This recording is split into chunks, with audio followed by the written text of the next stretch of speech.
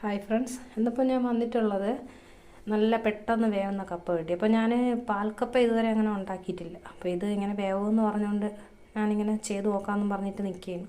അപ്പോൾ അതെങ്ങനെ ചെയ്യുന്നു ഞാൻ നിങ്ങളെ ഒന്ന് കാണിക്കാം.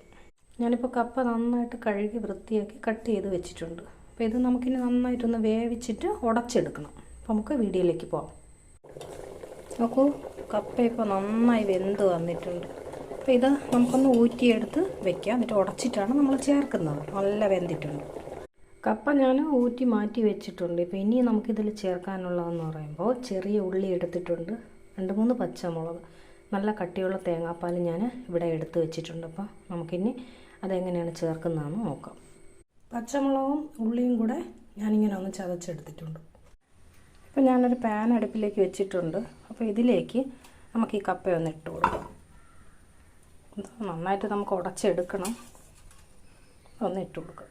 നമ്മൾ നേരത്തെ ഇതിൽ കുറച്ച് ഉള്ളിയും ഇത്തിരി മുളകും കൂടെ വെച്ചിരുന്നു. നമുക്കതങ്ങ് തട്ടി കൊടുക്കാം. ഇത് നന്നായിട്ട് ഉടച്ചാണ് നമുക്ക് എടുക്കേണ്ടത്. കപ്പ നന്നായിട്ട് ഉടച്ചെടുത്തിട്ട് ഇതിപ്പോൾ നന്നായിട്ട് ഉടയുന്ന കപ്പയാണ്. അതിലേക്ക് നല്ല കട്ടിയുള്ള തേങ്ങാപ്പാൽ നമുക്ക് ഒഴിച്ചു കൊടുക്കാം. അപ്പോൾ ഇതൊന്ന് ഇളക്കി കൊടുക്കാം. ഒന്ന് കുറുകി വരും. അതിപ്പോൾ ഇങ്ങനെ കിട്ടും, ഒന്ന് കുറുകി വരും. അപ്പോൾ നമുക്കിതിലേക്ക് ഇനി കടുക് താളിച്ച് നന്നായിട്ട് കടുക് താളിച്ച് ഒഴിക്കേണ്ടതുണ്ട്. ഞാനിപ്പോൾ കടുക് വറുക്കാനായിട്ട് ഒരു പാൻ അടുപ്പിലേക്ക് വെച്ചിട്ടുണ്ട്. അപ്പം നമുക്കിതിലേക്ക് കടുക് വറുക്കാനുള്ള ഇട്ട് കൊടുക്കാം. ഞാനിതിലിപ്പോൾ കുറച്ച് ഒരു 3-4 ജീരകത്തിൻ്റെ ഒരല്പം വെളുത്തുള്ളി, ശകലം വെളുത്തുള്ളി, അത്രയും കൂടെ ഈ കടുക് വറുക്കുന്നതിൽ ഞാൻ ചേർത്തിട്ടുണ്ട്. ഇത് ശകലം ഒരു നുള്ളു ജീരകമാണ് ഞാൻ 3-4 പറഞ്ഞത്.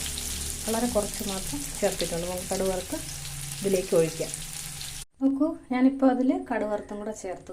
നല്ല ടേസ്റ്റാണ്. നല്ല സൂപ്പർ ടേസ്റ്റായിട്ടുള്ള പാൽക്കപ്പ ഇവിടെ റെഡി ആയിട്ടുണ്ട്.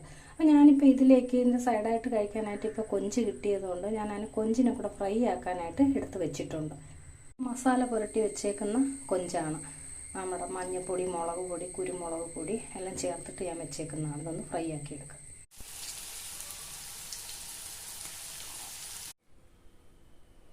നോക്കൂ, ഞാനിവിടെ സൂപ്പർ ടേസ്റ്റിലുള്ള ചെമ്മീൻ ഫ്രൈയും പാൽക്കപ്പയും ഉണ്ടാക്കിയിട്ടുണ്ട്. നല്ല ടേസ്റ്റാണ്. എല്ലാവരും ഒന്ന് ചെയ്ത് നോക്കണം. അപ്പോൾ എൻ്റെ ചാനൽ സബ്സ്ക്രൈബ് ചെയ്തൊന്ന് സപ്പോർട്ട് ചെയ്യണേ. ഞാൻ പുതിയ വീഡിയോ ആയിട്ട് വീണ്ടും വരാം.